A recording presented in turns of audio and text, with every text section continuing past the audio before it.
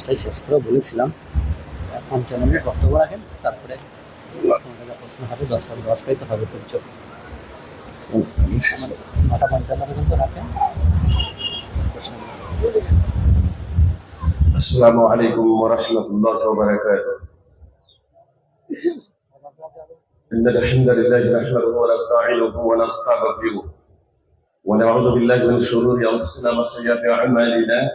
من يهده الله فلا مضل له ومن يضلل فلا هادي له، وأشهد أن لا إله إلا الله وحده لا شريك له، وأشهد أن محمدا عبده ورسوله. يا أيها الذين آمنوا اتقوا الله حق تقاته ولا تموتن إلا وأنتم مسلمون. يا أيها الناس اتقوا ربكم الذي خلق من نفس واحدة وخلق منها زوجها بث منهما رجالا كثيرا ونساء، واتقوا الله الذي تسألون به والأرحام إن الله كان عليكم رقيبا. يا أيها الذين آمنوا اتقوا الله وقولوا قولا سديدا يصلح لكم أعمالكم ويغفر لكم ذنوبكم، ومن يطع الله ورسوله فقد فاز فوزا عظيما. أما بعد، فإن خير الحديث كتاب الله، وخير الهدي هدي محمد صلى الله عليه وسلم، والشر الأمور محدثاتها، وكل محدثة بدعة، وكل بدعة ضلالة، وكل ضلالة في النار. أعوذ بالله من الشيطان الرجيم. يا أيها الذين آمنوا ادخلوا في السلم كافة ولا تتبعوا خطوات الشيطان إنه لكم عدو مبين. সম্মানিত সভাপতি সাহেব, ওলামায়ে কেরাম, সুপ্রিয় ভাই ও বোনদের জানাই আন্তরিক শুভেচ্ছা ও অভিনন্দন। আপনাদের সম্মুখে খুতবায়ে মাসনুনার পরে পবিত্র কোরআন থেকে একটি আয়াত তেলাওয়াত করেছি। ইনশাআল্লাহ তার সম্মুখে রেখে কিছু কথা পরিবেশন করব। আমার তাওফীক ইল্লা বিল্লাহ। আসলে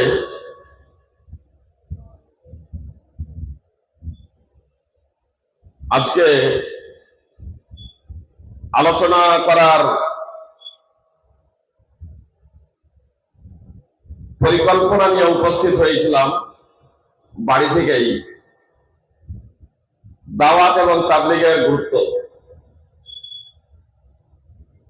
তারপরে এখানে উপস্থিত হওয়ার পরে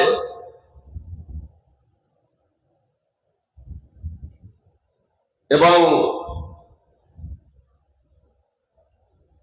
বক্তব্য শোনার পরে, মানে এখানে উপস্থিত হওয়ার পরে একাধিক জনে একাধিক বিষয়, আলোচ্য বিষয়ের উপরে আলোকপাত করার জন্য অনুরোধ করেছেন, এবং যে বিষয় নিয়ে আলোচনা করবো ভেবেছিলাম সে বিষয়টি একাধিক আলোচনা করে ফেলেছেন অলরেডি। অবশ্য বিষয়টি অত্যন্ত গুরুত্বপূর্ণ এবং মহাসমুদ্র বলা যেতে পারে। এজন্য একটা মঞ্চে যদি 10 জনের 10 জন আলোচক থাকেন, তাহলে প্রত্যেকেই একই বিষয়ের বিভিন্ন শাখা প্রশাখা নিয়ে আলোচনা করতে পারেন। তবে যখন বিভিন্ন জন বিভিন্ন বিষয় নিয়ে আলোকপাত করার জন্য অনুরোধ করছিলেন, তখন আমি বললাম যদি বিভিন্ন বিষয় নিয়ে আলোচনা করে, তাহলে আলোচনা করে যাওয়ার পরেই বলবেন যে আজকে ফাইজি সাহেব কি ব্যাপার, হঠাৎ কলকাতা থেকে দিল্লি, দিল্লি থেকে পাটনা, পাটনা থেকে চেন্নাই, চেন্নাই থেকে বোম্বে দৌড়িয়ে বেড়াচ্ছিলেন কেন বক্তব্যের মাঝে? তো এমন তো বক্তব্য হয় না। তারপরেও ভাবতে ভাবতে এমন একটা বিষয় নির্বাচন করলাম যাতে দৌড়িয়েও বেড়াবো, অথচ কেউ এটাও বলতে পারবেন না যে দৌড়িয়ে বেড়াচ্ছেন। কথা একটু আপনাদের মনোযোগ দিয়ে শুনতে হবে। আজ ইনশাআল্লাহ নির্ধারিত সময়ে বক্তব্য সমাপ্ত হবে। তার কারণ বক্তব্যের পরে পরেই পানাহারের ব্যবস্থা রয়েছে, আবার আপনাদের বাড়ি ফিরে যেতে হবে। এজন্য কথাগুলো একটু মনোযোগ সহকারে পয়েন্টে পয়েন্টে বুঝার প্রচেষ্টা করবেন। আপনাদের সামনে খুতবায় মাসুমার পরে যে আয়াতটি তেলাওয়াত করেছি সূরা বাকারা 2 নম্বর সূরা 208 নম্বর আয়াত। আল্লাহ তাআলা বলছেন, ইয়া আইয়ুহাল্লাযীনা আমানু উদখুলু ফিস-সিলমি কাফা, হে ঈমানদারেরা, অর্থাৎ হে মুসলিমগণ, তোমরা ইসলামে পূর্ণরূপে প্রবেশ করো। তোমরা ইসলামে পূর্ণরূপে প্রবেশ করো। ওয়ালা তাত্তাবিউ খুতুওয়াতিশ শাইতান, আর তোমরা শয়তানের পদাঙ্ক অনুসরণ করো না। ইন্নাহু লাকুম আদুউম মুবিন, নিশ্চয় শয়তান হলো তোমাদের প্রকাশ্য শত্রু। আল্লাহ তাআলা আমাদেরকে ইসলামে পূর্ণরূপে প্রবেশ করতে বললেন। ইসলাম হলো একটা পূর্ণাঙ্গ জীবন ব্যবস্থা। কি বললাম? কথা একটু মনোযোগ দিয়ে শুনতে হবে, বুঝতে হবে, বক্তব্য অনেক শুনেছেন। ইসলাম হলো একটি পূর্ণাঙ্গ, কি বললাম? ইসলাম হলো একটি পূর্ণাঙ্গ, মানে আমরা ধর্ম বলে বলে অভ্যস্ত। ইসলাম হলো একটি ধর্ম, মানে নামাজ রোজা হজ যাকাতের মধ্যে সীমাবদ্ধ। আর তারপরেও বৈষয়িক বিষয়ে, পার্থিব বিষয়ে আমরা প্রত্যেকেই বিচক্ষণ, প্রত্যেকেই বুজুর্গ জ্ঞানী, প্রত্যেকের বিবেক এবং বুদ্ধি আছে। কিন্তু দিনের ব্যাপারে, ধর্মের ব্যাপারে আমরা সিংহভাগ অজ্ঞ। নামাজ রোজা শুধু এতটুকুই জানি, এতটুকুই বুঝি, কিন্তু এগুলোর যথার্থ তা সম্পর্কে, তার সূক্ষ্ম বিধিবিধান সম্পর্কে আমরা জ্ঞান রাখি না। আসুন, আজকে জালসা কম হয় না, বক্তব্য কম হয় না, প্রোগ্রাম কম হয় না, তারপরে ওই পরিবর্তন হয় না কেন? প্রথমত এই জায়গাটি আছে। প্রথমত আমি আমাদের বক্তাদের প্রসঙ্গেই বলি, বক্তারা বক্তব্য রাখবো, এত অনেক বক্তব্য, ভেজাল বক্তব্য রাখি। জনগণ চাই, ফেসবুকে খুব প্রচারিত হচ্ছে, বলছে আপনি জাল জয় ভিত্তিহীন এগুলো কেন বলছেন? তো অশ্লীল ভাষাটা আমি ওর ব্যবহার করছি না, শুধু এতটুকু বলছি যে শুনতে যে চাইছে, বুঝতে পেরেছেন? মানে অশ্লীল ভাষা ব্যবহার করে বক্তা বলছে, আমি সেই ভাষাটা ব্যবহার করলাম না। তো প্রথমে আমাদের বক্তার প্রসঙ্গেই বলি, আমাদের বক্তব্য শোনার পরে জনগণের মাঝে প্রতিক্রিয়া হচ্ছে না কেন? জনগণ পরিবর্তন হচ্ছে না কেন? আমাদের বক্তব্য শুনে জনগণ পরিবর্তন হচ্ছে না কেন? এর দুটি বিষয় উত্থাপন করি আপনাদের সামনে। রাসূলুল্লাহ সাল্লাল্লাহু আলাইহি ওয়াসাল্লাম হুদাইবিয়ার সন্ধির পরে বললেন সাহাবাদের, তোমরা তোমাদের পশুগুলো জবাই করে নিয়ে, কুরবানির পশুগুলো জবাই করে নিয়ে তোমরা নেড়া হয়ে যাও। কোন বর্ণনা আছে অথবা চুল ছোট করে নাও। বুখারী বর্ণনা, তোমরা তোমাদের ওট গরুগুলো জবাই করে নিয়ে তোমরা নেড়া হয়ে যাও। ইহলিকু, 3 বার বাক্যটি মুহাম্মদ সাল্লাল্লাহু আলাইহি ওয়াসাল্লাম বলছেন। একজন সাহাবীও দাঁড়াচ্ছেন না রাসূল সাল্লাল্লাহু আলাইহি ওয়াসাল্লামের এই কথা শুনে। যে নবী সাল্লাল্লাহু আলাইহি ওয়াসাল্লামকে সাহাবায়ে কেরাম এতটাই ভালোবাসতেন যে রাসূল সাল্লাল্লাহু আলাইহি ওয়াসাল্লাম থুতু নিক্ষেপ করলেও সেই থুতু মাটিতে পড়তো না। উরওয়া বিন মাসউদ রাদিয়াল্লাহু তাআলা আনহু অমুসলিম থাকা অবস্থায় তার দেখা বিষয় বর্ণনা করেছেন।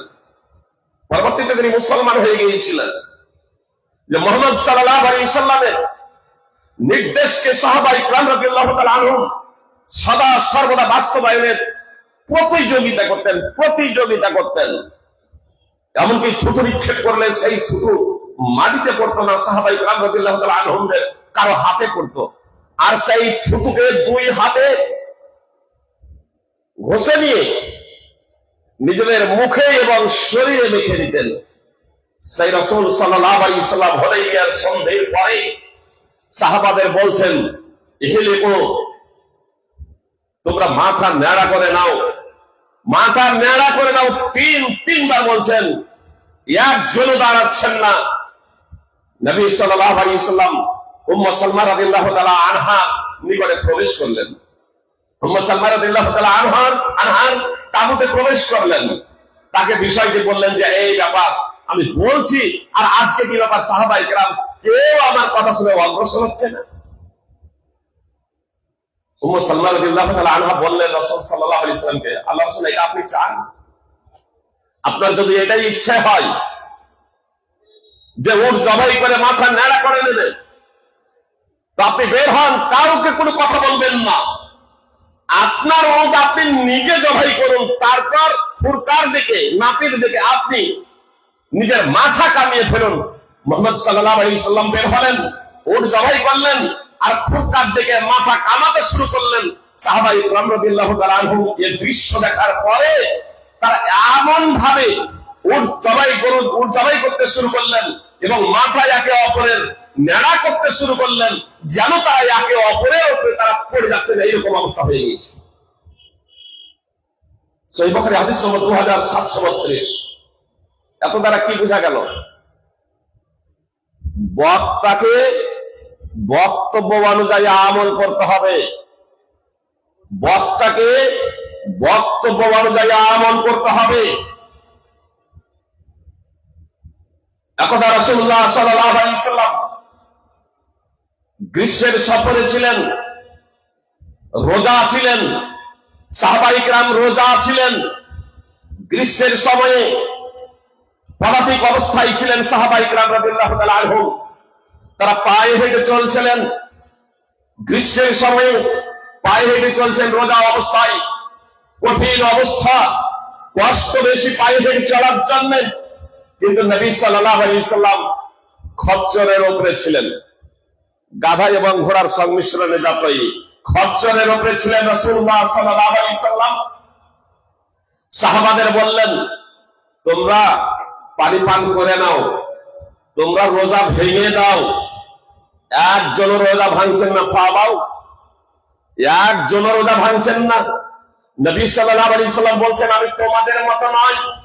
জি, বিভ্রান্তকারীরা ওই একটু করে অংশ নিয়ে নেই, বলছে এই যে রাসূল সাল্লাল্লাহু আলাইহি সাল্লাম বলেন, লাস্তু মিসলাকুম, আমি তোমাদের মত নয়।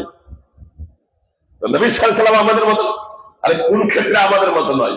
বলে রাসূল সাল্লাল্লাহু আলাইহি সাল্লাম বলছেন যে আমি সহজ অবস্থায় আছি তোমাদের থেকে, ইন্নী আইসারকুম ওয়া ইন্নী রাকিব, আমি সহজ অবস্থায় আছি, আমি আরোহণ অবস্থায় আছি, অতএব আমার কষ্ট হয় না, আমার সমস্যা হয় না। নবী সাল্লাল্লাহু আলাইহি সাল্লাম উম্মতের জন্য কতটা হিতাকাঙ্ক্ষী ছিলেন, কতটা কল্যাণকামী ছিলেন। নিজের কষ্ট হয় না তাই বলে সাহাবাদেরকে রোজা রাখতে বলে দিচ্ছেন না, বরং তার কষ্ট হয় না, তিনি বলছেন আমার কষ্ট হয় না, আমি আরোহণ অবস্থায় আছি, আমি রোজা আছি এজন্য। কিন্তু তোমরা তো পায়ে হেঁটে যাচ্ছ, গ্রীষ্মের সময় প্রচন্ড রৌদ্রের প্রখর, অতএব তোমরা রোজা ছেড়ে দাও। একজন সাহাবাও রোজা ভাঙছেন না, একজন সাহাবাও পানাহার করছেন না। সাহাবায়ে কেরাম রাদিয়াল্লাহু তাআলা আনহুমদের এই দৃশ্য দেখে নবী সাল্লাল্লাহু আলাইহি সাল্লাম ও খচ্চর থেকে নামছেন, আর নামার পরে তিনি পানি পান করছেন। ওয়াশরিবান নাস, আর তারপরে সাহাবায়ে কেরাম পানি পান করছেন।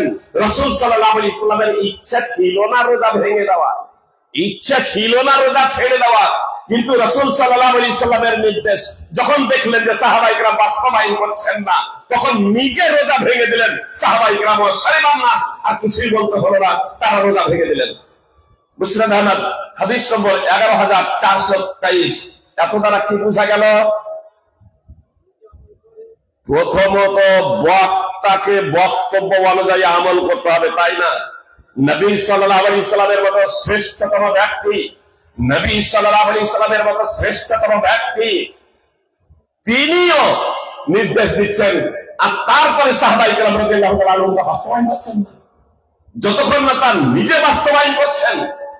তো আজকালকে আমরা তাহলে আমাদের প্রথমত বক্তাদের কোরআন এবং সুন্নাহ, আমরা যখন আপনাদেরকে আহ্বান করব কোরআন এবং সুন্নাহ অনুযায়ী চলতে হবে, কোরআন এবং সুন্নাহ অনুযায়ী জীবনযাপন করতে হবে, তখন আমাদের বক্তাদের প্রথমত কোরআন এবং সুন্নাহ অনুযায়ী জীবনযাপন করতে হবে।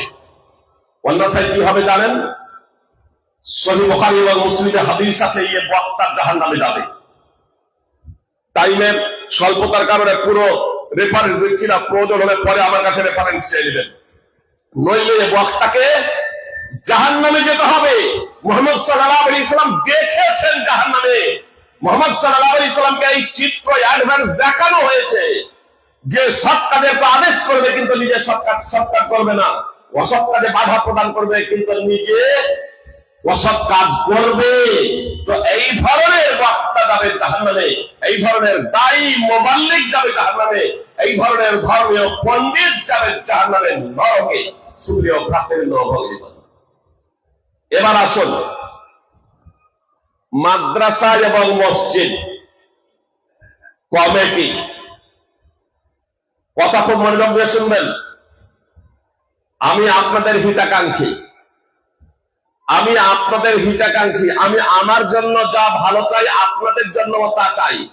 তার কারণ নবী সাল্লাল্লাহু আলাইহি ওয়াসাল্লাম বলেছেন, লা ইউমিনু আহাদুকুম হাত্তা ইউহিব্বা লিআখিহি মা ইউহিব্বু লিনাফসিহি।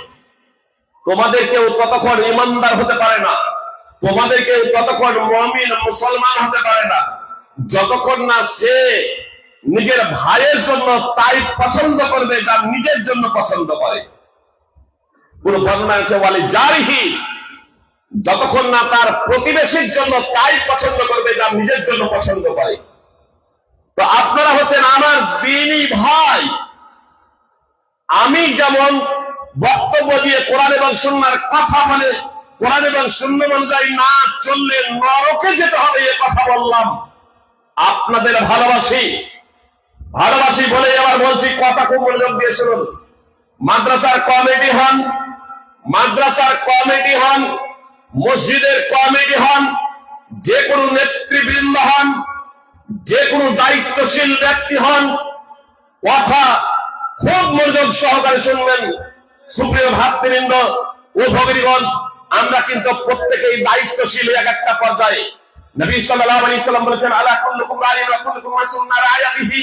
তোমরা জেনে রাখো, তোমাদের প্রত্যেকেই দায়িত্বশীল, আর তোমাদের প্রত্যেকেই তার দায়িত্ব সম্পর্কে জিজ্ঞাসা করা হবে। তোমাদের প্রত্যেকেই তার দায়িত্ব সম্পর্কে জিজ্ঞাসিত হবে। ইমাম বুখারী রাহিমাহুল্লাহ হাদিসটিকে কেন্দ্র করে অনেকগুলো অনুচ্ছেদ রচনা করেছেন। সুপ্রিয় ভ্রাতৃবৃন্দ ও ভগিনীগণ, অতএব আসুন আমরা প্রত্যেকেই দায়িত্বশীল। আমি প্রথমত আমার সালাফি ভাইয়ের কথার যে টেনে আমি বলতে চাচ্ছি যে প্রতিষ্ঠানে আমাদের সন্তান সম্পত্তি পড়ে না কেন? আমি মাদ্রাসার হিতাকাঙ্ক্ষী, মাদ্রাসা করলাম, মাদ্রাসা প্রতিষ্ঠা করলাম, জি, আমাদেরকে মাদ্রাসায় পড়তে হবে না? আমাদের সন্তান সন্ততিকে মাদ্রাসায় পড়াতে হবে না? কি বলছেন?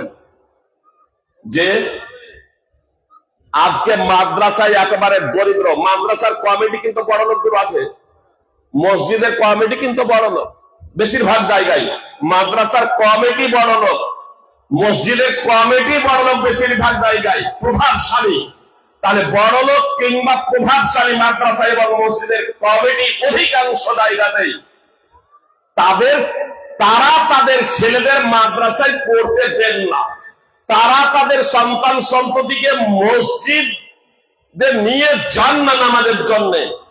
পরিণতি কি হলো? এ মাদ্রাসা হয়ে গেল গরিবদের জন্য, ইসলামী শিক্ষাটা হয়ে গেল ভিখারীদের জন্য। আপনারা দেখেন ইসলামী শিক্ষাটা আজ কারা মাদ্রাসায় পড়াশোনা করে? পশ্চিমবাংলার মাটিতে আমি বক্তব্য রাখছি পশ্চিমবাংলার লোকেদের জন্য। ঝাড়খণ্ড, বিহার, পশ্চিমবাংলা, এইসব জায়গাতে মাদ্রাসায় কারা পড়ে? বড় লোকের ছেলে মাদ্রাসায় আছে, মধ্যবিত্ত সেগুলো নাই বললেই চলে। 100 এর মধ্যে, 1000-এর মধ্যে হয়তো একটা পাবে মধ্যবিত্ত, বাকি ওই গরিব গুলো ন্যাংরা কানা খোড়া। আর বাস্তব কথা হলো আমাকে যখন আব্বা বলেছিলেন যে মাদ্রাসায় পড়তে দেব, আমার সম্পর্কিত এক দাদি পার্শ্বেই ছিলেন, তখন উনি বলছেন আমার আব্বাকে, আমার আব্বার নাম একরামুল হক, নাম ধরে বললো, হ্যাঁ রে একরামুল, তোর ঘরে কি খাবার নেই? তোর ছেলেটার দিব্যি চোখ আছে, হাত পা আছে, আর তারপরে এই ভিখারি বিদ্যা শিখতে দিবি কেন?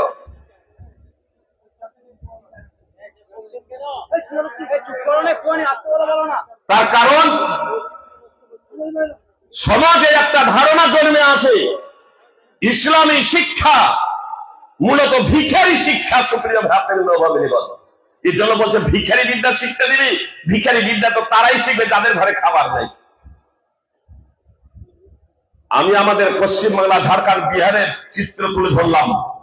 আপনি দক্ষিণ ভারতে যান, আপনি তামিলনাড়ু, কর্ণাটক, কেরালা, অথবা পশ্চিমে যান, বোম্বে, দিল্লি, আপনার সেই সব জায়গাতে মাদ্রাসার কমিটি কোটিপতি, মাদ্রাসার কমিটি শিল্পপতি, তো তার ছেলেরাও প্রথমত মাদ্রাসায় পড়াশোনা করেন। যে উত্তরাধিকার সূত্রে মাদ্রাসার কমিটি হন এমনটি না, যোগ্যতার ভিত্তিতে তারা মাদ্রাসার কমিটি হন, যোগ্যতার ভিত্তিতে সভাপতি এবং সম্পাদক হন, কোষাধ্যক্ষ হন, তারা মাদ্রাসায় পড়াশোনা করেন। ফলে আপনার ইউপি বলুন, উত্তরপ্রদেশ বলুন, তামিলনাড়ু, কর্ণাটক বলুন, বা আপনার বোম্বাই বলুন, সেগুলোতে বড় লোকের ছেলেরাও মাদ্রাসায় পড়াশোনা করে, বড় লোকের মেয়েরাও মাদ্রাসায় পড়াশোনা করে। আহমদুল্লাহ কুরাইশি, আব্দুল্লাহ সালাফি ভাই জানছেন, ওখানে গিয়েছেন, আমরাও গিয়েছিলাম। তো আব্দুল্লাহ কুরাইশি যত মেহমান আসবে, আমরা 2 বার ওখানে 15 দিন করেছিলাম দাওয়াতের টিম নিয়ে, 15 দিন করেছিলাম 2 বার। তো পূর্ণ ওই আহমদুল্লাহ কুরাইশি আল মাদানী, এটা বোঝানোর জন্য এই উদাহরণটা দিলাম যে বড় লোকেরা মাদ্রাসায় পড়ে কিনা।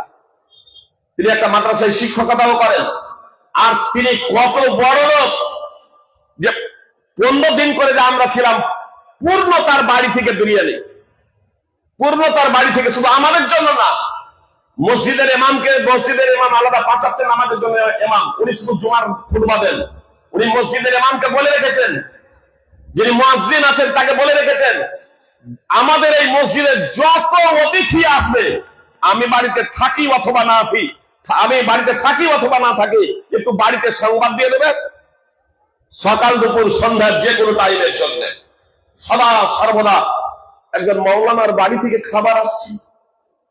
আমাদের পশ্চিম বাংলায় সাধারণত মৌলানারা গরিব, তার কারণ ওই গরিবেরই তো পড়তে দিয়েছে মাদ্রাসায় ছেলে মেয়েদের, গরিবেরাই তো মাদ্রাসায় পড়তে দিয়েছে। বড়লোক কমিটি মাদ্রাসার হয়েছেন বটে, কিন্তু তারা নিজের ছেলেদের না। আমি আপনাদের কাছে বিনীত অনুরোধ রাখবো সুপ্রিয় ভাতৃবৃন্দ, যে আপনারা নিজেদের ছেলেকে অবশ্যই মাদ্রাসায় পড়তে দেন। আপনি যখন মাদ্রাসায় পড়তে দেবেন, তখন অন্য বড় লোকগুলো মাদ্রাসায় পড়তে দেবে। অন্য বড় লোকদের জন্য প্রতিবন্ধক হয়ে আছেন আপনি। তার কারণ অন্য বড় লোকগুলো তো ভাবছে যদি মাদ্রাসায় এতই ভালো পঠন পাঠন হবে, তাহলে মাদ্রাসার কমিটিরা তাদের ছেলেদের কেন মাদ্রাসায় দেবে না? কি বলছেন? মাদ্রাসায় ভালো পঠন পাঠন হলে মাদ্রাসার কমিটি তারা নিজেদের ছেলেগুলো মাদ্রাসায় দেবে কি দেবে না? যদি বলেন শুধু এই কোরআন এবং হাদিস অধ্যয়ন করে, কোরআন এবং হাদিস পড়াশোনা করে তো আর দুনিয়া করা যাবে না। সুপ্রিয় ভাতৃবৃন্দ, আপনাদের এটা ভুল ধারণা, আপনাদের এটা ভুল ধারণা, ভুলে নিমজ্জিত আছেন। মুহাম্মদ সাল্লাল্লাহু আলাইহি সাল্লাম দুনিয়া করেননি, সাহাবায়ে কিরাম রাদিয়াল্লাহু তাআলা আনহুম দুনিয়া করেননি। মুহাম্মদ সাল্লাল্লাহু আলাইহি সাল্লাম, অনেকেই বলবেন যে পেটে যে পাথর বেঁধেছিলেন এটা সদা সর্বদা না।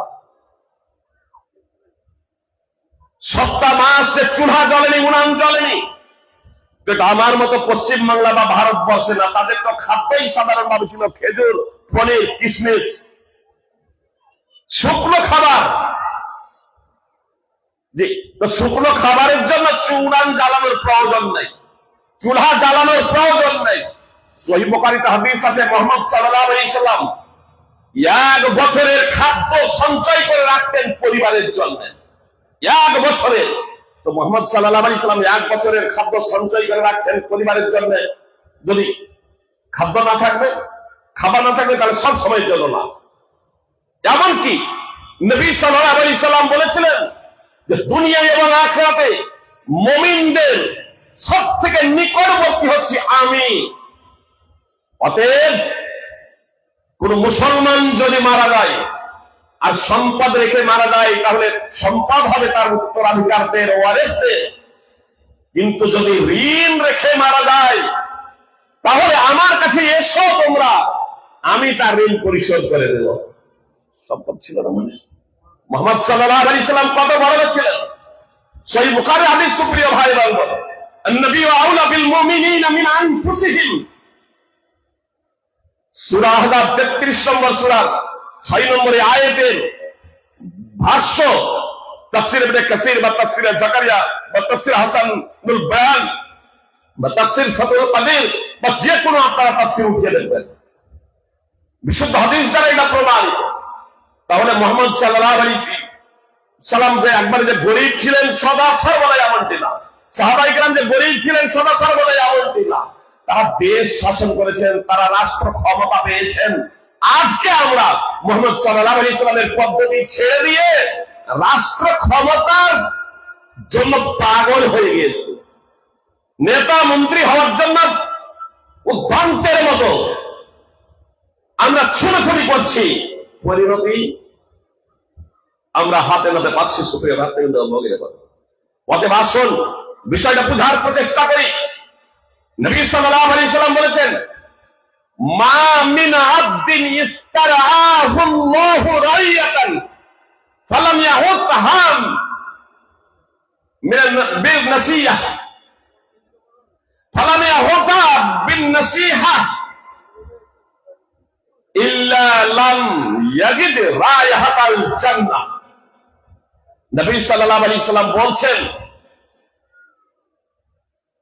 কোন বান্দাকে যদি আল্লাহ তাআলা নেতৃত্ব প্রদান করেন, কথা খুব মনোযোগ দিয়ে শুনেন, কোন বান্দাকে আল্লাহ যদি নেতৃত্ব প্রদান করেন আর সে কল্যাণ কামনার সঙ্গে তাদের তত্ত্বাবধান না করে, তাহলে সে জান্নাতের সুগন্ধিও পাবে না। সহিহ বুখারী হাদিস নম্বর 7150, সহিহ মুসলিম সহ বিভিন্ন হাদিস গ্রন্থে আছে। সহিহ মুসলিমে আছে আল্লাহ তাআলা তার জন্য জান্নাত হারাম করে দিলেন। জান্নাতের সুগন্ধি পর্যন্ত পাবে না, জান্নাতের ঘ্রাণ পর্যন্ত পাবে না। সুপ্রিয় ভাতৃবৃন্দ, ভগিনী বল, কোন ব্যক্তি যাকে আল্লাহ নেতৃত্ব প্রদান করবেন, নেতৃত্ব প্রদান করবেন, আর তারপরে যাদের নেতৃত্ব সে পেয়েছে তাদের কল্যাণ কামনার সাথে তাদের দেখাশোনা করবে না। কথা খুব মনোযোগ দিয়ে শুনুন। যারা নেতা মন্ত্রী আছেন, লিডার আছেন, আপনারা হলেন সেবক, আপনারা হলেন সেবক, জাতির সেবা করবেন। অন্যায় ভাবে ধনসম্পদ আত্মসাৎ করবেন না, নইলে পরিণতি অত্যন্ত ভয়াবহ হবে। মসজিদ কমিটি যারা আছেন, মাদ্রাসা কমিটি যারা আছেন, তারা মাদ্রাসার শিক্ষক এবং ছাত্রদের, মসজিদের ইমামদের তত্ত্বাবধায়ক, দায়িত্বশীল, রাই। এর জন্য আল্লাহ রাসূল সাল্লাল্লাহু আলাইহি ওয়াসাল্লাম শব্দ ব্যবহার করেছেন রাই। আর রাইর আবিধানিক অর্থ হচ্ছে আপনার রাখাল, দেখাশোনা করবে, তত্ত্বাবধান করবে। সুপ্রিয় ভাতৃবৃন্দ, ভগিনীগণ, আপনার মাদ্রাসার শিক্ষক, মাদ্রাসার ছাত্র ছাত্রী এবং মসজিদের ইমাম, তাদের ভরণ পোষণের ব্যাপারে আপনাকে খেয়াল রাখতে হবে, তাদের দেখাশোনা আপনাকে যথার্থভাবে করতে হবে। আপনার তত্ত্বাবধায়কের অর্থ এখানে এই নয় মসজিদের ইমামের যে আপনি তার উপরে দাদাগিরি করবেন। বিষয়টা হয়তো বুঝাতে পারলাম না। সুপ্রিয় ভাতৃবৃন্দ, আমরা তো জানি জ্বর হলে প্যারাসিটামল লাগবে, তাই তো? বড় যদি হয় 650 পাওয়ারের প্যারাসিটামল, তো আপনার ফার্মেসি থেকে জ্বর হয়েছে প্যারাসিটামল কিনে এনে দিয়ে দিলে হবে না? আমাদের কোয়াক ডাক্তারও তো অনেক আছে না নেই? গ্রামে গ্রামে কোয়াক ডাক্তার আছে। তো অসুখ যখন হয়, অবশ্য সাধারণ অসুখ যখন হয়, তখন আমরা কোয়াক ডাক্তারের কাছ থেকে নিই, নিজে তবু আমরা নিজে মডেল করে ওষুধ নিই না। আর যখন একটু জটিল যখন হয়ে যায়, তখন আমরা দক্ষ চিকিৎসকের কাছে যাই। আপনার 2 ঘন্টা 4 ঘন্টা আপনার সফর করে, জি কলকাতায় না হলে আবার ব্যাঙ্গালোর, আবার দিল্লি, বিভিন্ন জায়গা, আপনার ভেলোর, বিভিন্ন জায়গা আমরা সফর করি, কয়েকদিনের সফর। জি আমাদের পশ্চিমবাংলাতেও অনেক এমবিবিএস এমডি ডাক্তার আছে, তারপরেও আপনার দক্ষিণ ভারতে আমরা ছুটে যাই নিজের চিকিৎসা করার লক্ষ্যে এবং উদ্দেশ্যে, ভালো পরিষেবা নেওয়ার লক্ষ্যে এবং উদ্দেশ্যে। কি জন্য? এই জন্যই যাতে পরিষেবাটা ভালো হয়। কথা একটু মনোযোগ দিয়ে শুনেন, রাগ করবেন না। আপনার আমি হিতাকাঙ্ক্ষী, আপনার কল্যাণকামী। তার কারণ অরিজিনাল বাস্তব কথাটা আজকে যদি আমি না বলি, কাল কিয়ামতের মাঠে ফেসে যাবেন, তখন বলবেন ফাইজি স্যারকে এত ভালোবাসতাম, তারপরেও উনি বলেননি। আর আমিও হয়তো ভেসে যাব। আর এজন্য এই কথাগুলো বলছি। সব থেকে বেশি হাদিস বর্ণনা কি করেছেন জানেন? কোন সাহাবী সবচেয়ে বেশি হাদিস বর্ণনা করেছেন? আবু হুরায়রা রাদিয়াল্লাহু তাআলা আনহু। আবু হুরায়রা রাদিয়াল্লাহু তাআলা আনহু বলছেন, আল্লাহর কসম করে বলছেন যে পবিত্র কোরআনে যদি 2টি আয়াত না থাকতো তাহলে আমি হাদিস বর্ণনা করতাম না।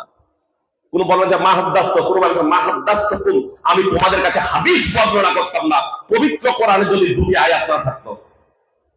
যদি সময় পাই সেই 2টি আয়াত পরিবেশন করব। সূরা বাকারা 2 নম্বর সূরা 159 এবং 160 নম্বর আয়াত। আর সময় না পেলে সূরা বাকারার 159 এবং 160 নম্বর আয়াত। বাংলাতেও যেহেতু পবিত্র কোরআনের ভাষ্য বেরিয়ে গেছে, আপনাদের কাছে আমার বিনীত অনুরোধ থাকবে আপনারা একটু অধ্যয়ন করে দেবেন। আর সময় পেলে একটু শুধু নির্যাস আপনাদের সামনে পেশ করবো ইনশাআল্লাহ। আসল তাহলে কি বলছিলাম আপনাদেরকে, যে আল্লাহ তাআলা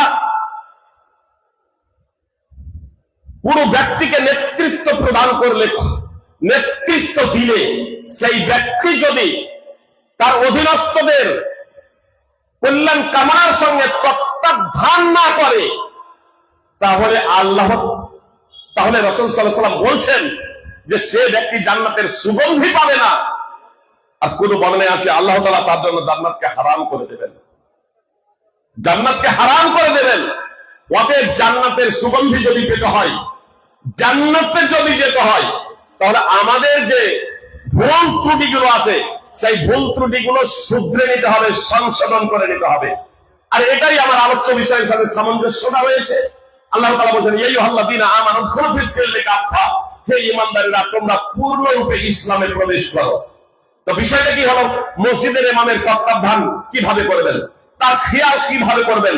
জি, সে বাড়িঘর ছেড়ে আপনার এখানে এসে পড়ে আছে, সময় দিচ্ছে, শ্রম দিচ্ছে, আপনি তাকে এতটা চাইবে তবেই না, আপনি তাকে এতটা সম্পদ দেবেন যার মাধ্যমে তার সাংসারিক জীবন, তার পরিবারের জীবন চলে যাবে।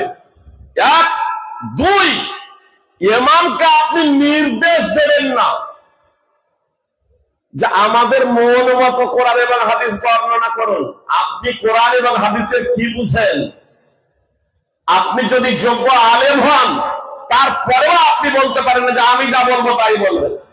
আপনি বিষয় বলতে পারেন যে এই বিষয় হয়তো আজকে বলবেন, আপনি পরামর্শ দিতে পারেন। ইমামকে আপনি এতটুকু বলবেন, ইমামের তত্ত্বাবধান করা, কল্যাণ কামনা করার অর্থ হলো এই যে আপনি ইমামকে বলবেন, ইমাম সাহেব আপনি আমাদের আলেম, আমরা কমিটি, আমরা সাধারণ মানুষ, আপনি নির্দ্বিধায় হক কথা বলুন, কোরআন এবং সুন্নাহর আপনি আলোচনা করুন। সেটা আমার বিপক্ষে যাবে না কার বিপক্ষে যাবে এটা দেখার বিষয় না। আপনি ইমাম, আপনি নবীদের ওয়ারিস, নবীর ওয়ারিস। নবীর ওয়ারিস বলতে ধন সম্পদের ওয়ারিস নয়, নবীদের জ্ঞানের ওয়ারিস। আর ওলামা ওয়ারাসাতুল আম্বিয়া। অতএব নবী যেভাবে সমাজ সংশোধন করেছেন, সমাজের সংস্কার করেছেন, জাতির জন্য তিনি হিতাকাঙ্ক্ষী ছিলেন, কল্যাণকামী ছিলেন, আপনিও তেমনই জাতির জন্য কল্যাণকামী হন, হিতাকাঙ্ক্ষী হন। আপনি আমাদের যা কিছু ভুল ত্রুটি চোখে দেখতে পাবেন, আমাদের আপনি সমস্যার সংশোধন করে দেবেন। এই নয় যে আমি ছেলের বিয়েকে পণ নিয়েছি, আমি ঘুষ খাই, আমি মদ জুয়া লটারিদের আমি হেড। আর ইমাম সাহেব এই বিষয়ে বক্তব্য যখন দিয়ে দিয়েছে, তখন আমি বলছি আপনাকে নিঃসন্দেহে কেউ পিন করেছে, আমার ব্যাপারে বলার জন্য অনুরোধ করেছে, আপনি টিকিট কাটুন। আজকে অনেকে ইমাম বলছে থাকতে পারি না, যখনই হক কথা বলছি তখন তাড়িয়ে দিচ্ছে। ইমামদের বলতে চাই আমি, আপনি জনগণের দাস না, আপনি জনগণের গোলাম না, একমাত্র দাস আমরা হলাম এক আল্লাহ তাআলার, আর আমরা হলাম আল উলামা ওয়ারাসাতুল আম্বিয়া। অতএব আপনি কোরআন এবং সুন্নাহ আপনি যা জানেন নির্দ্বিধায় বলবেন, যতক্ষণ পর্যন্ত আপনার ক্ষমতা আছে। যদি আপনাকে মসজিদ ছাড়তে হয়, যদি আপনাকে মাদ্রাসা ছাড়তে হয়, আপনি ছাড়ুন, কিন্তু আপনাকে কোরআন এবং সুন্নাহ বলতে হবে। কোরআন সুন্নাহকে আপনি বিসর্জন দেবেন না, কোরআন এবং সুন্নাহকে বিসর্জন দেবেন না। আর কমিটির কাছে আমার বিনীত অনুরোধ যে ইমাম কেন রেখেছেন? 5 ওয়াক্তের নামাজ আপনারা পড়াতে পারবেন না? বলবেন যে খুতবা, তো খুতবার জন্য আমার মাযহাবী ভাইরা যেমন করছে দেখে দেখে পড়ে আপনারাও পড়ে দিলেন, অথবা সূরা ফাতিহা পড়ে সূরা ইখলাস দেখে দেখে তার অর্থ করে দিলেন, খুতবা হয়ে গেল। এর জন্য ইমামের কি প্রয়োজন? আপনারা তো নামাজ পড়াতে পারবেন না। তাহলে ইমাম যখন নিয়ে এসেছেন, ইমামের মর্যাদার প্রতি খেয়াল রাখতে হবে। ইমামকে গোলাম এবং দাস হিসেবে আপনারা বিবেচনা করবেন না, বরং ইমামকে মর্যাদা দিতে শিখুন। এবং ইমাম আপনি কোরআন এবং সুন্নাহ যতটুকু পারবেন, সুপ্রিয় ভাই এবং বোন, কথা খুব মনোযোগ দিয়ে শুনুন। কোরআন এবং সুন্নাহ আমরা যতটুকু পারবো, মানে কোরআন এবং সুন্নাহ সর্বান্তকরণে সবগুলোকে আমরা অন্তরের অন্তঃস্থল থেকে মেনে নেব। বাস্তবায়নের ক্ষেত্রে যতটুকু পারবো আমরা সাধ্যমতো প্রচেষ্টা করব। তারপরেও যদি আমরা সুদ খাই, তারপরেও যদি ঘুষ খাই, তারপরেও যদি পণ নেই, ঈমান থাকার কারণে, নামাজ পড়ার কারণে, রোজা রাখার কারণে, যাকাত দেওয়ার কারণে আমরা একদিন জান্নাতে যাব, পাপাচারের কারণে জাহান্নামে চলে গেলেও একদিন যাব। অবশ্য আমি এ কথা বলছি না যে আপনারা পাপাচার করে জাহান্নামে যান। আমি বলবো এক মুহূর্তের জন্য জাহান্নামে যাওয়ার জন্য কেউ প্রস্তুত হবেন না, কেউ কল্পনাতেও নিয়ে আসবেন আমি জাহান্নামের শাস্তি ভোগ করবো। সময় নেই বিস্তারিত আলোচনা করার, আমি শুধু এতটুকু আপনাদের বলতে চাই, জাহান্নামের শাস্তি কত ভয়াবহ, কত ভয়াবহ। সহিহ মুসলিম এবং সুনানে ইবনে মাজাহ হাদিস আছে, রাসূল সাল্লাল্লাহু আলাইহি সাল্লাম বলছেন, আদম সন্তানের একজন সবথেকে ধনশালী ব্যক্তি, অর্থাৎ তার ভাবার্থ হলো এই, আদম আলাইহিস সালাম থেকে নিয়ে কিয়ামতের আগে পর্যন্ত যত মানুষ জন্মগ্রহণ করবে, এদের মধ্যে যে সবথেকে ধনসম্পদশালী অথচ অমুসলিম, হয় মুশরিক অথবা নাস্তিক অথবা অন্যান্য ধর্মাবলম্বী, মানে এক কথাই এক অদ্বিতীয় বিশ্ববিধাতার কাছে আত্মসমর্পণকারী নয়। মুসলমান ঘরে যে জন্মগ্রহণ করে সে মুসলমান, অমুসলমানরা ভাবে, বর্তমানে মুসলমানরা ভাবে এমনটি না। মুসলমান ফার্সি শব্দ, মুসলিম আরবি শব্দ। যে কেউ এক অদ্বিতীয় বিশ্ববিধাতার কাছে আত্মসমর্পণ করেছে সে হলো মুসলিম। ঈসা আলাইহিস সালামের উম্মত যারা আত্মসমর্পণ করেছিল তারা মুসলিম। মুসা আলাইহিস সালামের উম্মত যারা আত্মসমর্পণ করেছিল মুসলিম। নূহ আলাইহিস সালামের উম্মত যারা আত্মসমর্পণ করেছিল তারা মুসলিম। আদম আলাইহিস সালামের উম্মত যারা আত্মসমর্পণ করেছিল তারা মুসলিম। এজন্য সমস্ত নবী মুসলিম, সমস্ত নবী মুসলমান এবং সমস্ত নবীর জীবন ব্যবস্থা ইসলাম। ইসলাম শব্দটা আরবি শব্দ। সুপ্রিয় ভক্তবৃন্দ, ভগিনীগণ, আসুন তাহলে আমি আপনাদেরকে যে বিষয়টা বলতে যাচ্ছিলাম, যে আমাদেরকে মাথা নত করে মেনে নিতে হবে বিশ্ববিধাতা যা কিছু আমাদের জন্য প্রেরণ করেছেন। মুহাম্মদ সাল্লাল্লাহু আলাইহি সাল্লাম বলেছেন, উকাতিলুন নাস, সহিহ মুসলিমের 21 নম্বর হাদিস, আমি মানুষের সাথে সংগ্রাম করব, আমি মানুষের সাথে সংগ্রাম করব। এর পূর্ব হাদিসে রয়েছে উমিরতু আন উকাতিলান নাস, আমাকে নির্দেশ দেওয়া হয়েছে, অর্থাৎ আল্লাহ তাআলা আমাকে নির্দেশ দিয়েছেন যে আমি মানুষের সাথে সংগ্রাম করব। হাত্তা ইয়াশহাদু আল্লা ইলাহা ইল্লাল্লাহ ওয়া ইউমিনু বি ওয়া বিমা জিতু বি, যতক্ষণ না তারা সাক্ষ্য দিবে যে আল্লাহ ছাড়া সত্য কোনো উপাস্য নেই এবং আমি যা কিছু নিয়ে এসেছি তা মেনে নেবে। সহিহ মুসলিমের 21 নম্বর হাদিস। আল্লাহ ছাড়া সত্য কোনো উপাস্য নাই এটা ঘোষণা দিতে হবে, এর সাক্ষ্য দেবেন। এবং মুহাম্মদ সাল্লাল্লাহু আলাইহি ওয়াসাল্লাম বলছেন, আমি যা কিছু নিয়ে এসেছি, কি নিয়ে এসেছেন? পবিত্র কোরআন এবং সুন্নাহ, পবিত্র কোরআন এবং সহিহ হাদিস। এই দুটোকে যতক্ষণ পর্যন্ত মেনে না নিবে, মুহাম্মদ সাল্লাল্লাহু আলাইহি ওয়াসাল্লাম বলছেন, উকাতিলুন নাস, আমি মানুষের সাথে সংগ্রাম করব। সূরা বাকারা 2 নম্বর সূরার 85 নম্বর আয়াতের অংশ বিশেষ। কিতাবের কিয়দংশ যদি মানা হয় আর কিয়দংশকে প্রত্যাখ্যান করা হয়, তাহলে সে মুসলমান থাকবে না। আখিরাতে কঠিন শাস্তির দিকে তাকে নিক্ষেপ করা হবে। পার্থিব জগতে এই দুর্গতি ও লাঞ্ছনা তাকে স্পর্শ করবে। আজকে আমাদের মুসলিমদের এই করুণ অবস্থা কেন বুঝতে পারছেন না? আমরা পূর্ণ মুসলমান না, আমরা পূর্ণ মুসলমান না, পরিপূর্ণ আমরা মুসলমান না। জি, পরিপূর্ণ আমরা মুসলমান না, এজন্য আজকে আমাদের এই অবস্থা। আল্লাহ তাআলা বলেন, ফালিয়াহদারিল্লাযীনা ইউখালিফুনা আন আমরিহি আন তুসিবাহুম ফিতনাতুন আও ইউসিবাহুম আযাবুন আলীম। সূরা 24 নম্বর সূরার 63 নম্বর আয়াতের অংশ বিশেষ। তাদের ভয় করা উচিত যারা নবী সাল্লাল্লাহু আলাইহি সাল্লামের নির্দেশের বিরুদ্ধাচরণ করে, যে তাদের উপর ফিতনা বিপর্যয় নেমে আসবে কিংবা যন্ত্রণাদায়ক শাস্তি তাদের উপর আবর্তিত হবে। ফিতনা, বিপর্যয় কিংবা লাঞ্ছনাদায়ক শাস্তি, যন্ত্রণাদায়ক শাস্তি যারা মুহাম্মদ সাল্লাল্লাহু আলাইহি সাল্লামের নির্দেশের বিরুদ্ধাচরণ করবে তাদের উপর আবর্তিত হবে। সুপ্রিয় ভাতৃবৃন্দ, একটা উদাহরণ দিই তাহলে বুঝতে পারবেন। এই পৃথিবীটা হচ্ছে পরীক্ষাগার। আমি যদি অপরাধ করি, আমার অপরাধ, আমার অপকর্মের কর্মফল পার্থিব জগতে এই ভয়ও সম্মুখীন হতে পারেন। এই নয় যে আমি অপরাধ করলে শুধু আমি, এই ভয়ও তার সম্মুখীন হতে পারেন।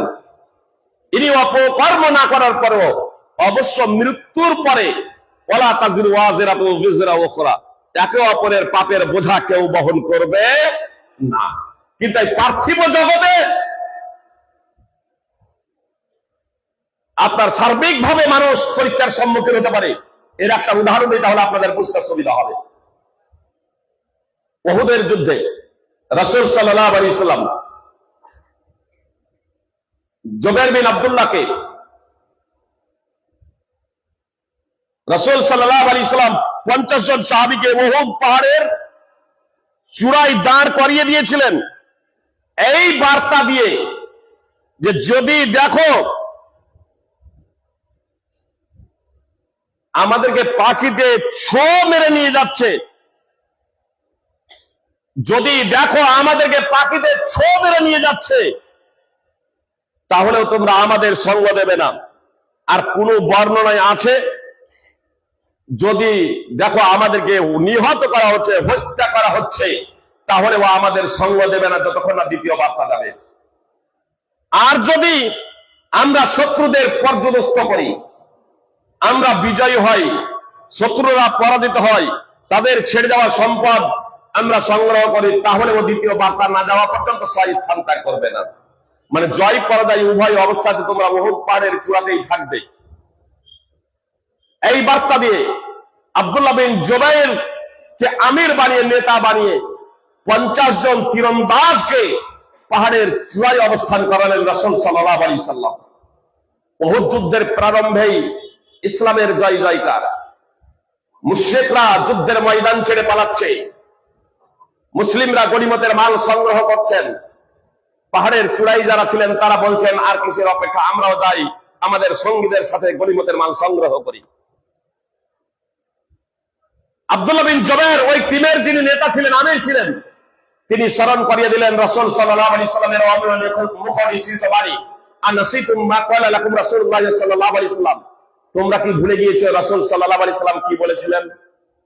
তারপরেও তারা পাহাড়ের চূড়া থেকে নেমে গেলেন। পরিণতি কি হয়েছিল আপনাদের জানা আছে। এরপরে 70 জন সাহাবী শহীদ হয়ে গেলেন। বিজয়ী যুদ্ধ পরাজয়ের রূপ ধারণ করেছিল, 70 জন সাহাবী শহীদ হয়ে গেলেন।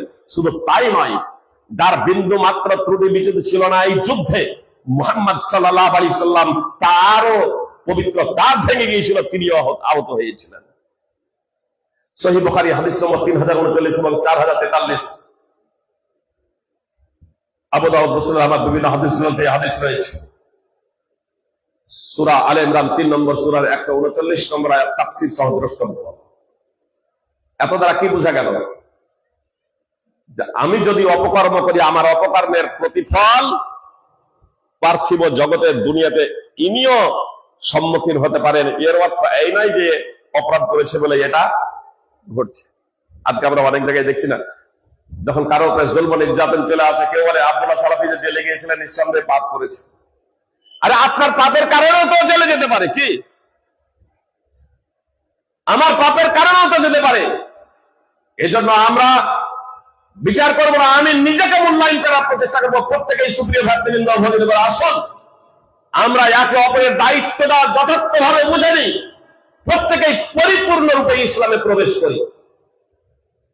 কমিটির কাছে আমার বিনীত অনুরোধ, জালসার কমিটি হন, মসজিদের কমিটি হন, অথবা মাদ্রাসার কমিটি হন, আপনারা অবশ্যই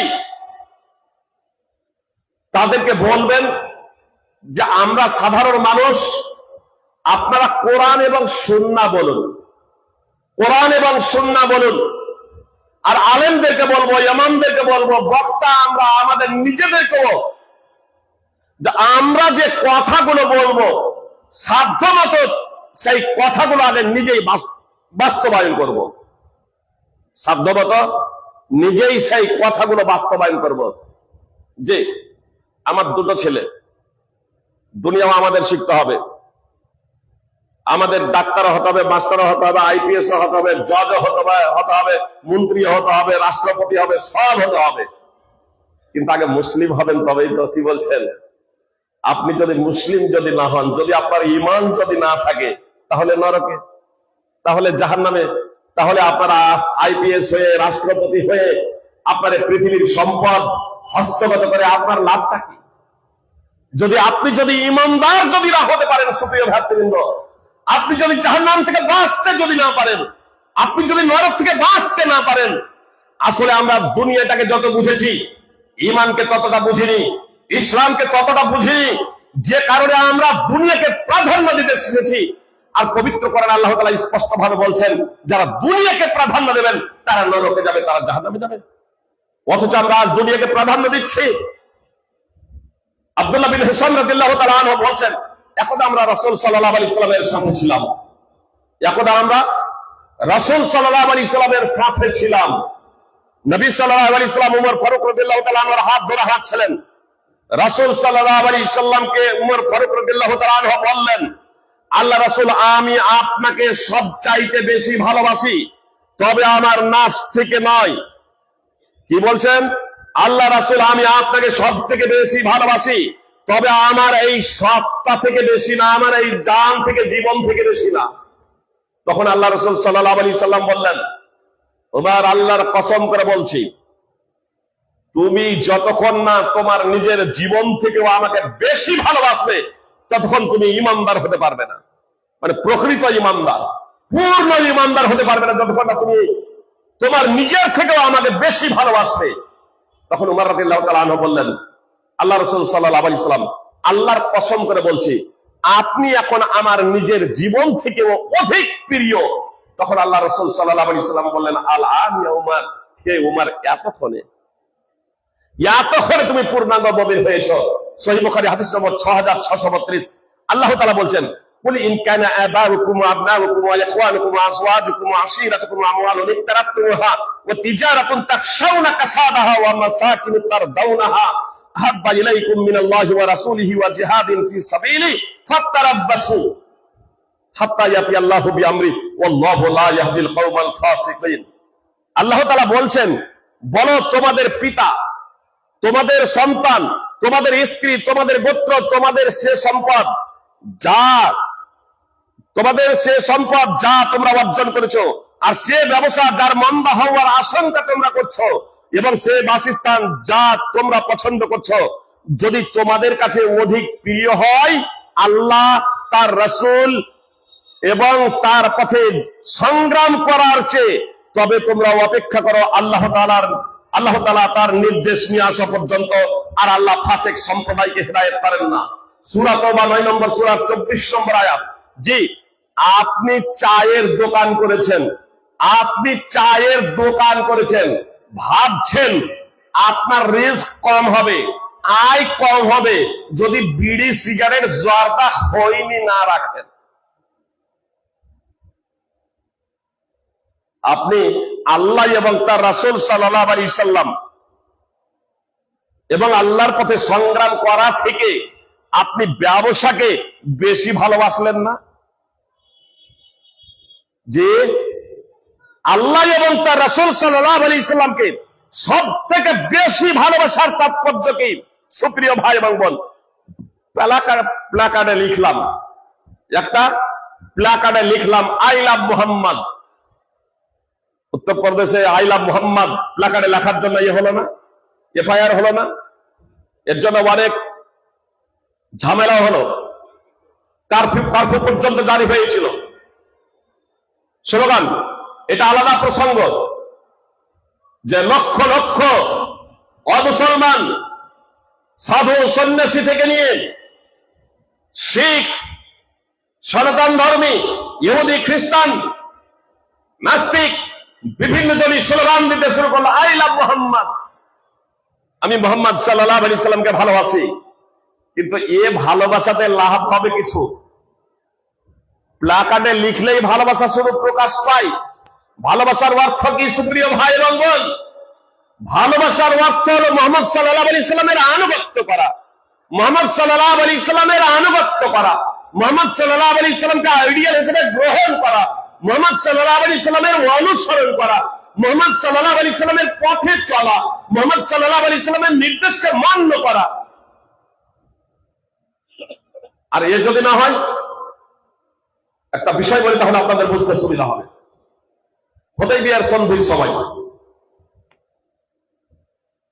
সন্ধি হচ্ছে মুশরিকদের সাথে মুসলমানদের, মুহাম্মদ সাল্লাল্লাহু আলাইহি সাল্লাম উপস্থিত, মুশরিকদের পক্ষ থেকে, কুরাইশদের পক্ষ থেকে সোহেল বিন আমর উপস্থিত।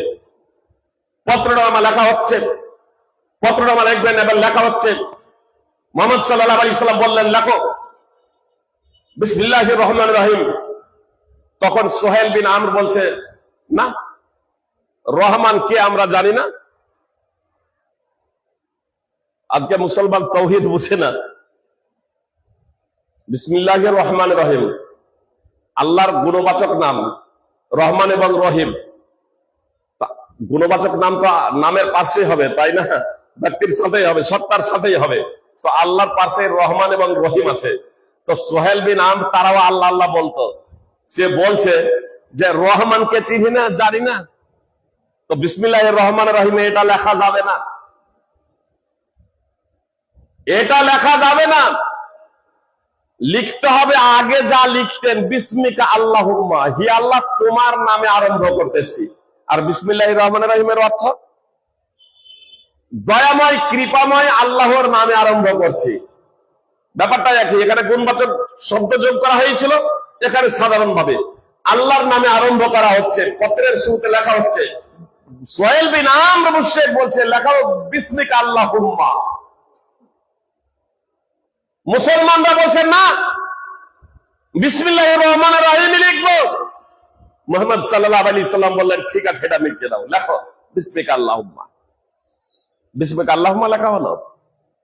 এবার তারপরে মুহাম্মদ সাল্লাল্লাহু আলাইহি সাল্লাম বলছেন, লেখো মুহাম্মাদুর রাসূলুল্লাহ। কি লিখতে বললেন? মুহাম্মাদুর রাসূলুল্লাহ। তখন সোহেল বিন আমর বলছে, যদি আমরা জানবো যে আপনি আল্লাহর রাসূল, তাহলে বৃদ্ধাচরণ কেন করব? তাহলে বিরুদ্ধাচরণ কেন করব? আমরা তো আপনাকে আল্লাহ রাসূল হিসেবে মানি না। অতএব মুহাম্মাদুর রাসূলুল্লাহ এটা লেখা যাবে না। মুহাম্মদ সাল্লাল্লাহু আলাইহি সাল্লাম বললেন, মিটিয়ে দাও, রাসূলুল্লাহ শব্দটা মিটিয়ে দাও, লেখো মুহাম্মদ বিন আব্দুল্লাহ। সুপ্রিয় ভাই এবং বোন, রাসূলুল্লাহ মিটিয়ে দিলেন, তো মুহাম্মদ সাল্লাল্লাহু আলাইহি সাল্লাম রাসূল না?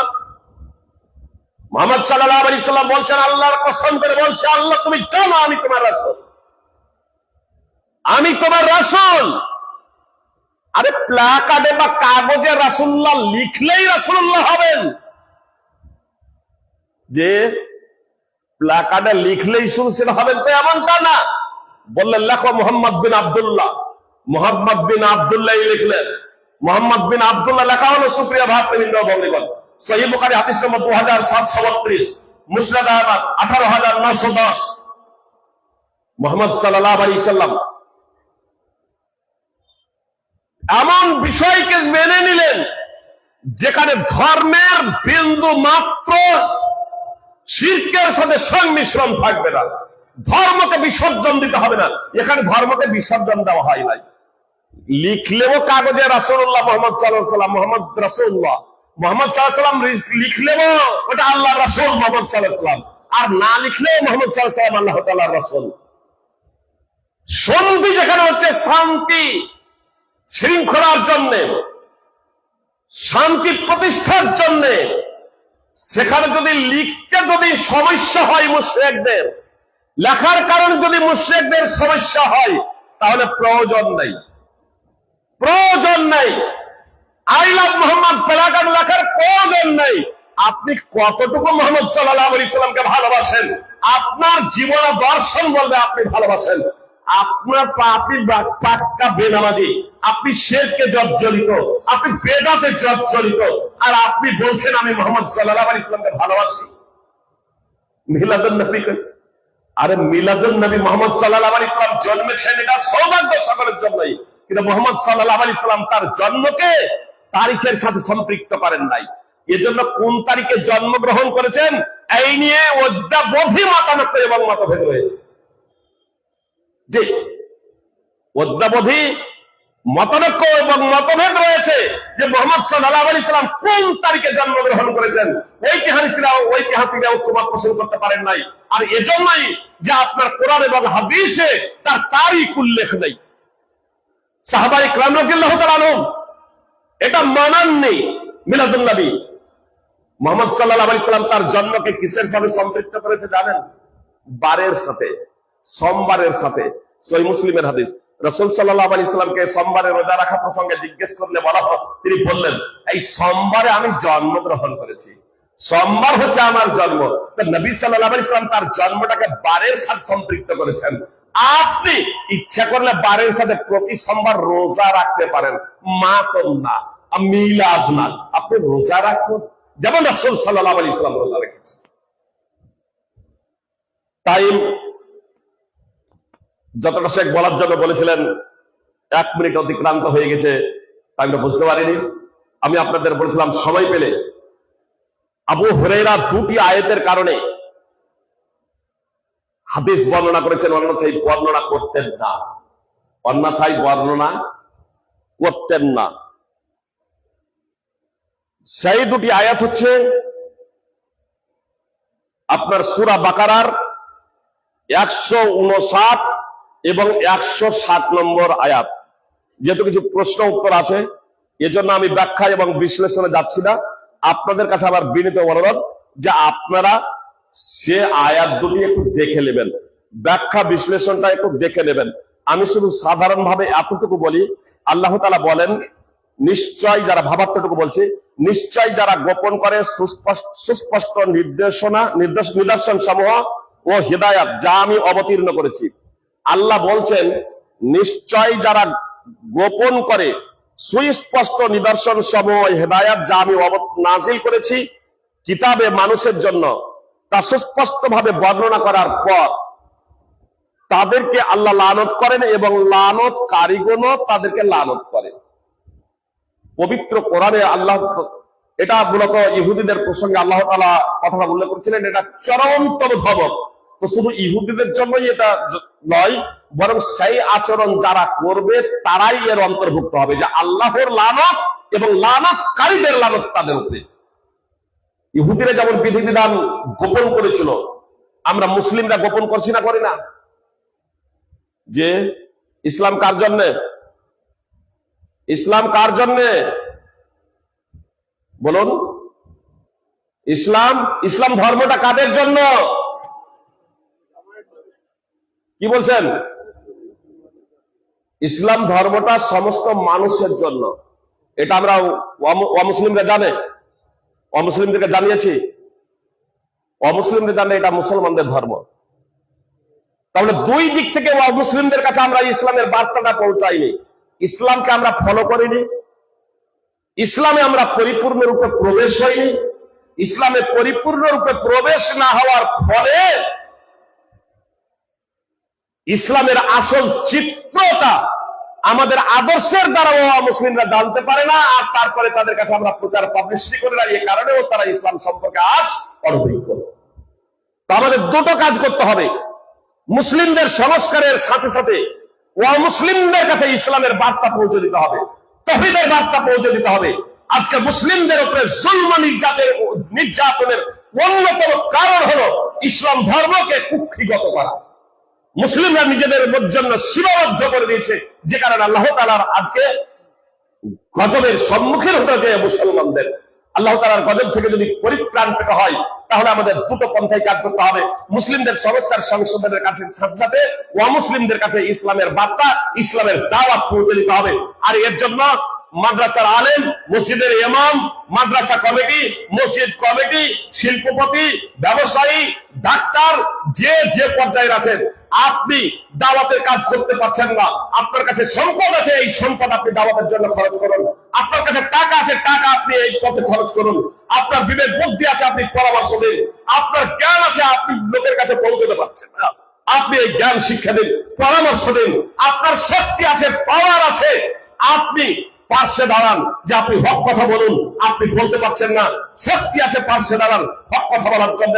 আমাদের সমাজ থেকে অন্যায়, অশ্লীলতা, কুসংস্কার, আপনার যতগুলো অন্যায় অপসংস্কৃতি আছে, মদ, জুয়া, লটারি, নেশাদার দ্রব্য আছে, এগুলোর মূলোৎপাটনের লক্ষ্য এবং উদ্দেশ্যে আমাদের সার্বিকভাবে এগিয়ে আসতে হবে।